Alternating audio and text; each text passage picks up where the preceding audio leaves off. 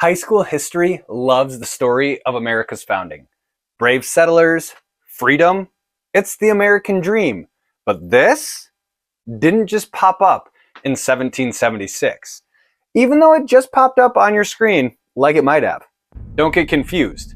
What became the United States of America that we know started as early as 1607 with British colonists chasing gold and tobacco, not liberty, in a land already home to millions. They came as part of Britain's growing empire, but their hunger for wealth and power would one day turn them against their king, sparking a new nation. What's up, everybody? My name is Jay. This is what they teach you in high school, and today we're digging into the messy, profit-driven origins of America and how even before gaining independence, America was set to rise as a global empire. When you think of colonization, you might picture Spain plundering South America's silver or Britain's exploiting India's cotton. America's colonies were no different, built on profit, land, and power. From 1607, when the English landed in Jamestown, to 1700, when their settlements spanned thousands of miles, these colonists were loyal to Britain's empire. But the wealth they built and the control they craved planted the seeds of rebellion, a desire to rule themselves. Today, we'll unpack three pillars of America's early empire: colonization, slavery, and indigenous displacement, to show how greed shaped the New World and set the stage for a nation that would break free and become what is today the greatest empire the world has ever known. Let's get into it. It's 1607, and 104 Englishmen stumble off three ships onto a swampy Virginia shore. This is Jamestown, the first permanent English colony, funded by the Virginia Company, a London business chasing profit. Just like the Spanish in Mexico or the British in India, these colonists were here to extract wealth: gold, timber, furs, anything to make their investors rich. The numbers tell the story. The Virginia Company poured over 50,000 pounds, millions in today's money, into Jamestown, expecting a jackpot. Gold flopped, but tobacco was a game changer. By 1616, colonist John Rolfe perfected a sweet tobacco strain, and by 1620, Virginia exported 50,000 pounds to Europe. By 1700, that skyrocketed to 20 million pounds of tobacco a year, making Virginia the richest English colony. Tobacco wasn't just a crop, it was a global cash machine, filling colonial pockets and giving planters like Rolfe a taste of power. They answered to London, but their wealth made them bold, planting early seeds of defiance against British control. However, life certainly was not easy for the first settlers of Jamestown. Over 80% of Jamestown's first 6,000 settlers died by 1625. Starvation, disease, and attacks from the Powhatan people whose land the settlers had invaded. Yet the Virginia Company kept sending men, driven by those tobacco profits. Men like Sir Thomas Gates, who in 1609 set sail from England as the new governor of Jamestown, aboard the flagship Sea Venture, part of a desperate rescue fleet to save the starving Virginia colony. A massive hurricane slammed the ship, wrecking it on the uncharted shores of Bermuda, the Isle of Devils in sailors' nightmares. Stranded with 150 souls, Gates refused to panic. For 10 grueling months, his group scavenged the wreck, hunted wild hogs, and built two new ships from scratch: the Deliverance and Patience. Fitting names. Legends of mutiny swirled. Gates even hanged a gentleman named Henry Payne for plotting an escape with stolen supplies. When they finally reached Jamestown in May 1610, Gates found a ghost town. Only 60 skeletal survivors from the brutal, starving time, where colonists had resorted to eating rats, boots, and worse. The fort was in ruins, Powhatan warriors circling. Gates issued the colony's first martial laws to whip the place into shape, but with supplies dwindling, he ordered an evacuation. Burn Jamestown to the ground and sail for England. As his fleet edged down the James River, fate intervened. A supply ship appeared, carrying Lord de Loire, the new governor. Gates turned back, salvaging the outpost and laying the groundwork for its survival. And as for de Loire, he brought with him an unpromising mixture of quality, unruly, idle vagrants, and combat veterans to expand the settlement of Jamestown. Now it's 1619. A ship, the White Lion, docks at Point Comfort, Virginia, carrying 20 and odd Africans stolen from their homes and sold to work the tobacco fields. This marks the start of slavery in English America, the engine of the colony's wealth. Tobacco was brutal to grow, planting, harvesting, curing, all by hand. English indentured servants couldn't keep up. Many died or left. By 1660, planters turned to enslaved Africans, forced to work for life. No freedom in sight. By 1700, over 13,000 enslaved people lived in Virginia, about 15% of the colony's population. Their labor drove tobacco exports, which made up roughly 80% of Virginia's economy. Planters like William Byrd, who owned 700 enslaved people by the 1690s, built massive fortunes. Just like sugar in the Caribbean or silver in South America, America's colonies ran on exploited labor. And as for the land itself, before 1607, it is estimated that possibly millions lived here.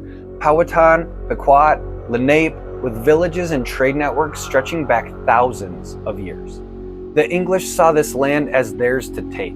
Historian Bernard Bailyn, in his book The Barbarous Years, shares the inconsistent perception of Native Americans by the English settlers, saying, "From some of the many Spanish accounts that reached the English readers in the course of the 16th century came a view of an original population of prosperous, even wealthy natives, gifted in mechanical arts, sophisticated in speech and manners, rich in precious metals and agricultural production, living in well-designed and well-appointed cities, built in jungle clearings of stone and managed by well-organized political systems.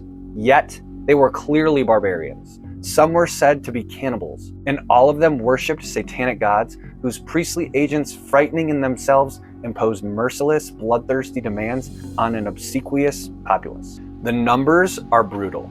The Powhatan Confederacy, over 14,000 strong in 1607, controlled what's now Virginia. Colonists needed land for tobacco, so they pushed the Powhatan out. In 1622, after failed negotiations, the Powhatan attacked, killing 340 settlers, nearly a third of Jamestown's population. The English retaliated, burning villages and seizing fields. By 1646, the Powhatan population was cut to under 7,000.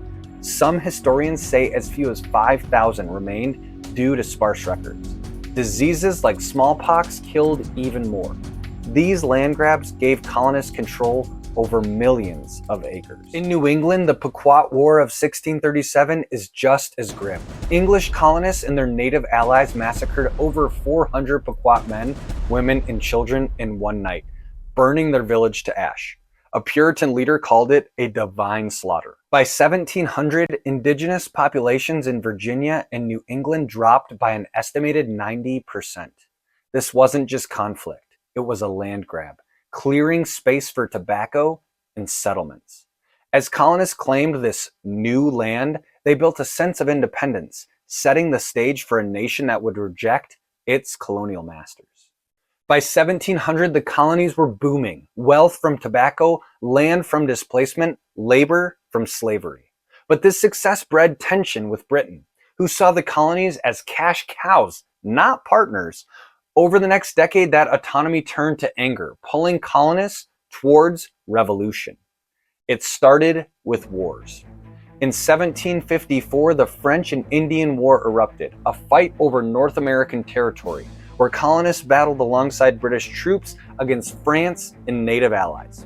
The British won in 1763, but the war left them drowning in debt. To pay it off, London imposed taxes on the colonies, starting with the Stamp Act in 1765, taxing everything from newspapers to playing cards. Colonists declared the now infamous history class mantra, "No taxation without representation." They had no voice in Parliament, yet they were left to pay the bills. Protests erupted. Boycotts, riots, and secret networks like the Committees of Correspondence in 1772 coordinated resistance. And now the content starts to get really familiar for our high school history buffs. Tensions boiled over in 1770 with the Boston Massacre. Ever heard of it? British soldiers killed 5 colonists during a mob clash. Then came the Tea Act in 1773, giving Britain's East India Company a monopoly on tea. Colonists saw it as another power grab. Disguised as Sons of Liberty, they dumped 342 chests of tea into Boston Harbor in the Boston Tea Party. Britain retaliated with the Intolerable Acts in 1774, shutting Boston's port and tightening control. The colonies united. The First Continental Congress met that year, calling for boycotts and rights. By 1775, armed conflict ignited at Lexington and Concord. The shot heard round the world, as British troops marched to seize colonial weapons only to face Minutemen. The Second Continental Congress declared independence on July 4th, 1776. What began as profit-driven outposts in 1607 had evolved into full-blown revolution, birthing a nation ready to claim its own empire. And that's what I've got for you guys today. America's origins weren't exactly about liberty. They were about profit. From 1607 to 1700, English colonists built an empire on 3 pillars: a tobacco-fueled economy, enslaved African labor, and stolen indigenous land. 20 million pounds of tobacco, thousands of enslaved workers, millions of acres taken. But that wealth and land gave them power, a taste of autonomy that sparked revolution and birthed a new nation with its own imperial dreams. Next time, we'll explore how this empire stretched far beyond the original 13 colonies. If this made you rethink America's beginnings, smash that like button, hit the subscribe button, and drop a comment. What hit you the hardest? Your thoughts fuel this series, so let's hear them. Thanks again for watching What They Teach You in High School. My name is Jay, and just the last note, America's story isn't just independence. It's an empire built on profit, power, and the seeds of rebellion. Join us next time to uncover more hidden history of the American Empire. We'll see you soon.